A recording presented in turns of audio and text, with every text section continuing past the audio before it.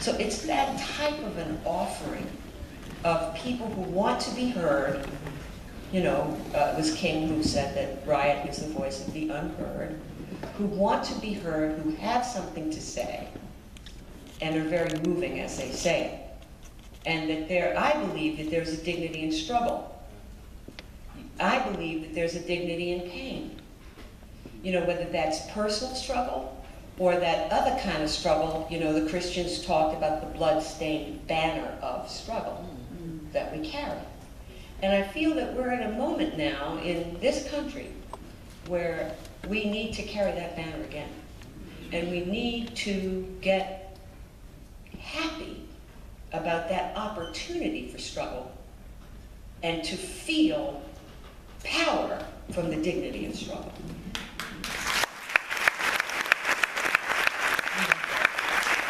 I love that because I think there's the moment that we're in, by the way, not only, you know, in Baltimore, I've spent, you know, time in St. Louis County with Ferguson over the last year, and our lawyers were down in North Charleston in South Carolina where Walter Scott was killed, and the man that we saw on the video being shot. There's a lot of heaviness and a lot of pain, and even in places that haven't had, you know, these incidents happen or had unrest happen in a very public way, there's a lot of heaviness in this country in this moment. There's a lot of pain. And you said something about getting happy about it, and I don't know that we can, you know, dance a jig, but I do think that you are right, that we are, when I was a kid, I used to, my father was a huge, you know, history buff, and he was a race man, and so we watched, you know, every documentary that was on about the civil rights movement, and I remember feeling like I had missed it. Darn it, you know? The good stuff, it looks great, it looked fantastic, and I missed it. And so what I say to young people now is like, so this is it. You know, like 20 years from now, somebody was saying, I missed it, you know? It's not there's one, like there are several, and this is the one. And it's as difficult as it is, and as heavy as it feels, there is a privilege in it, because in this moment, this is the space where change can happen. It only can happen, especially in a country as entrenched, particularly around issues of race. The moments when we move are the moments when we have to confront ourselves. And, you know, I always say America is a really interesting place. It's like one of my favorite movies, The Matrix, where, you know, every once in a while you eat the red pill, whatever is the pill that makes you see the Matrix. But you know, we can't sustain it because it's awful. You know, when you see all the strings and you see everything that's behind the scenes, we do have to enjoy ourselves and live and make a way, you know, out of no way. But sometimes you have to have these moments if we're going to move our society forward, if we're going to move Baltimore. Baltimore has got serious entrenched problems that did not arise this year, and that would have existed whether Freddie Gray was alive or not. And what it's going to take to engage that, it takes moments, kind of almost epic moments of sacrifice and martyrdom to move us to be able to take the red pill in the city. So right now, for example, the mayor has a One Baltimore campaign. How can the people in this audience and beyond take that and build on that, each individual, right, to get in there and ask for some accountability to, for example, build a transportation system? Well, in fact, there is a proposal for a red line to go east to west in Baltimore City. And I think this is one of those things where, and I'm not sure if Governor Hogan is here, but you know, at some point he had, you know, said that he had problems with the red line, wasn't going to support it, and this is something people have worked on for a really long time. As you know, getting east to west in Baltimore is a tough thing because the public transportation system we have is really designed to get people out of the city. And so you have a light rail that goes north-south, and you have a little train that goes up to Hopkins and back, but you don't really have that real east-west. So that's a moment of advocacy. So one of the things I was saying when the unrest was happening, you know, because Governor Hogan had set up a temporary office in Sandtown Winchester in West Baltimore, which I thought was a great idea. I asked that it not be temporary. that, you know, in order to do economic infrastructure, in order to work on the transportation issue. So in other words, what I think the One Baltimore piece has to do, and I love Mike Cryer and think he wants to hear this stuff, is what's the package, people, that we want? It's trust me, the accountability for police-involved killings is essential. It's absolutely important. It's part of our dignity. It's part of demonstrating that our lives matter. It's part of proving that the rule of law is real. It's part of us being citizens in a democracy. But there is a package of pieces that we should be insisting on. And they are about investment in education. The investment dollars for Baltimore City education have been cut. It's about that red line. It's about all those other pieces that are going to make our communities actually. There's a lot of voices that aren't being heard, that should be heard, that will actually, like, I go and I talk to many of my nephews, nieces. They're around 13, 14 years old. I walk up to them and I say, what do you see a successful black person looking like? And I have never once heard them say anybody who looks anything like you two.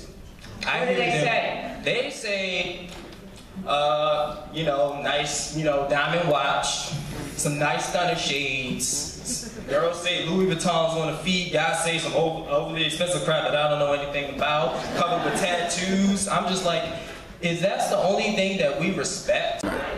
Hello, my name is Coley Tangela. I believe it's the beginning of possibly something great happening with this issue of the school-to-prison pipeline.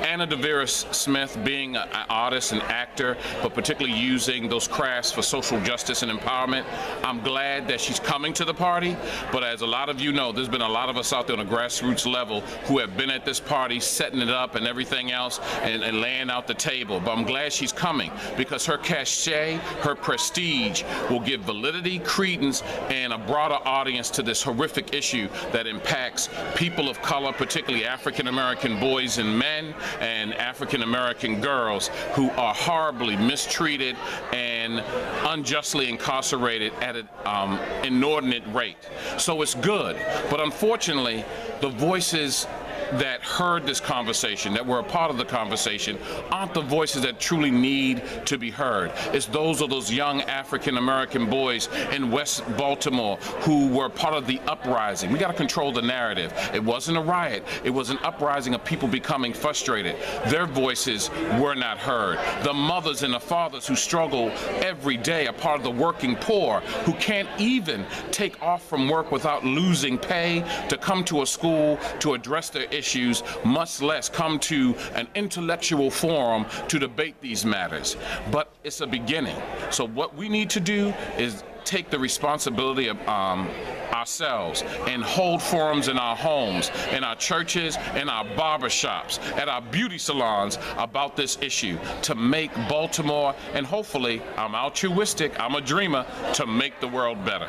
Well, I heard you say you're a teacher in the community? Yes, I teach a positive social change theater and film program at a Baltimore City public school, not a charter, a regular public school, at a school called Augusta Feld Savage, named after a brilliant Harlem Renaissance visual artist and sculptor, right in the heart of East Baltimore, approximately 8 blocks from where Freddie Gray was horrifically tortured and murdered by our own police department in West Baltimore.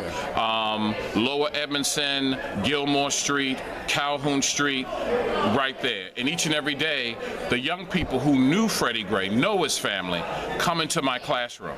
And so I take it as a sacred trust to be able to share my skills as an artist, to give power to their voices, to link the academic skill of writing and literacy to their performing, so they can speak and share their joy and, unfortunately, a lot of the horrific pain that they experience each and every day. So who would you lay all these problems, at whose feet would you lay these problems? Unfortunately, I would lay the problem at the feet at the constructed political, economic, and business system that makes it profitable to take wonderful human beings, particularly African-American people, and use them as profit tools within the prison industrial complex. There's a lot of people who make good livings off incarcerating African people in America, and that has got to stop. What else are you willing to do? What I'm willing to do is connect with some of the people who approached me this evening, some people I'm going to approach later at this reception, and let's have genuine, authentic, real conversation about how to make Baltimore a Baltimore for everyone, not for a select few who can benefit from the full range of freedom and luxury that Baltimore offers, but from everybody, from the least of thee to the most of thee, to the all of thee.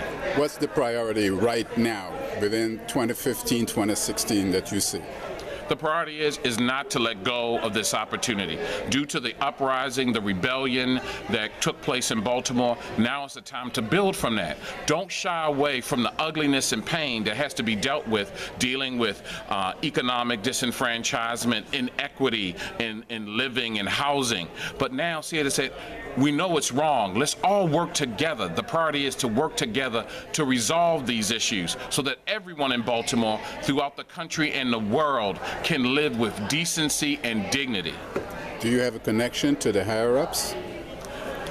In a way I do, but reaching them is difficult because you begin to mess with people's money, their financial resources. When you begin to talk about inequity, that means that somebody's going to have to give a little and somebody's going to have to share some. And unfortunately, people think if one thing is taken from them, not taken from them, if one thing is given to another one, that something is being taken from them. And that is ridiculous. Just because you give to someone who is less fortunate doesn't mean that you're losing anything. That means that the joys that you have are being shared with others. And we need to look at it like that instead of us losing something that everyone else and other people who deserve it are gaining. So you think your community will benefit from the red line?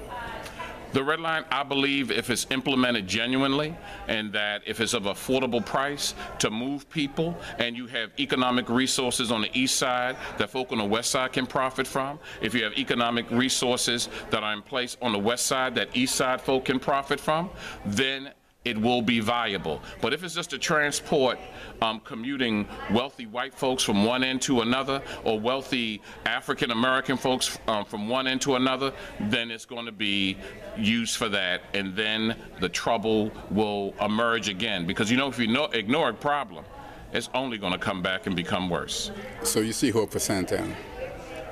I do, but unfortunately I think it's going to have to come from the folk who are suffering in Sandtown that has been woefully disenfranchised, for them to fend for themselves and force the powers that be to pay attention and share the joys of being a fully empowered community and people. Thanks a lot. No, thank you.